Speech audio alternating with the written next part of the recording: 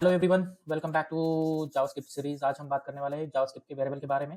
तो basically variable होता क्या है? तो वेरिएबल एक ऐसा कंटेनर होता है जहाँ पर हम डेटा स्टोर करते हैं। मतलब कि ऐसा डब्बा होता है जिस डब्बे में हम डेटा को रखते हैं और जब भी हमें उस स्पेसिफिक डेटा की जरूरत होती है तो उस डब्बे को खोलते हैं या फिर यूज करते हैं। तो वेरिएबल के जावास्क्रिप्ट में 3 टाइप के वेरिएबल है, वैर, लेट, कॉन्स्ट। तो आज हम वैर वेरिएबल के बारे में बात करेंगे। तो बेसिकली वैर वेरिएबल लिखा कैसे जाता है, ये है उसका कीवर्ड वैर, और मुझे स्टोर करना है मेरा नाम। तो मैं यहाँ पर अपना उस डब्बे का नाम लिखूंगा और यहाँ पर मैं अपने खुद का नाम रखूंगा। ये है वैल्यू, ओके, ये मेरा नाम है और ये डब्बा है, उस डब्बे का मैंने नाम रखा हुआ है, नेम, ओके।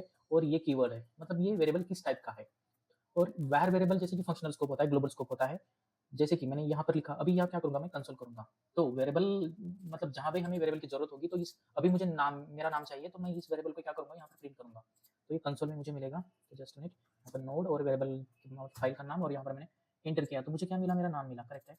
और अब और क्या करूंगा मैं, अभी मैं इस वेरिएबल को ऊपर लिखूंगा, मतलब डिफाइन करने से पहले, मतलब डब्बे में डालने से पहले मैंने इसको यूज किया। तो ये बोलेगा, यहाँ पर कंसोल किया मैंने, तो ये बोलेगा पहले, अबे भाई डब्बे में तुमने नाम डाला ही नहीं है, तो डब्बे में कुछ है ही नहीं, ये बोलेगा।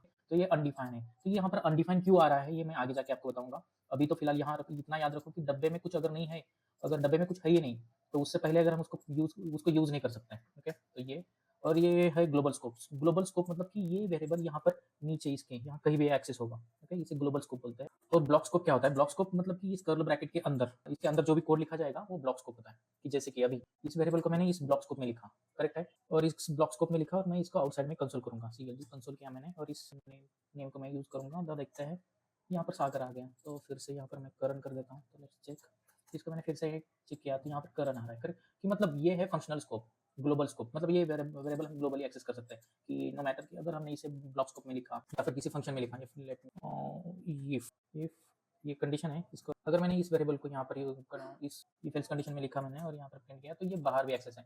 मतलब ये ब्लॉक है ना, इस ब्लॉक स्कोप में इस वेरिएबल को लिखा मैंने, तो ये ग्लोबल स्कोप में भी एक्सेसिबल है। तो ये इसका एक ओके। और इस var वेरिएबल को हम अपडेट भी डिक्लेयर भी कर सकते हैं। ये देखो, मैंने नेम नाम का और एक डब्बा बनाया और यहाँ पर मैंने प्रिंट किया, फिर से प्रिंट करने पे मुझे जॉन मिला, करेक्ट है। तो ये क्या हुआ, ये डब्बे की वैल्यू क्या है, जावास्क्रिप्ट असिंक्रोनस है, करेक्ट। तो ये ऐसे ही रन करेगा सिंक्रोनसली। तो ये नाम यहीं तक है, यहीं तक सीमित है। और यहाँ तक क्या हुआ, यहाँ पर अपडेट हुआ, फिर से ओवरराइट किया उसने। लेकिन मैं यहाँ इसे फिर से यहाँ करूँगा और कंसोल इस करण नाम के, सागर नाम के वेरिएबल, करण नाम के वेरिएबल के ऊपर प्रिंट करूँगा, नीचे प्रिंट करूँगा, तो करण जॉन आया, करेक्ट। और मैं अगर मैं इस वैर कीवर्ड को अगर मैं रिमूव करूँगा और फिर से प्रिंट करूँगा, तो क्या होगा, तो मतलब कि ये वैर वेरिएबल से वेरिएबल अपडेट भी होता है। तो ये है, तो यहाँ पर क्या होता है, वैर फंक्शनल स्कोप है, स्कोप इसको अपडेट कर सकते हैं, और इसको ये मतलब ब्लॉक स्कोप नहीं है, ब्लॉक स्कोप के अंदर लिखा जाएगा तो वो ग्लोबल स्कोप में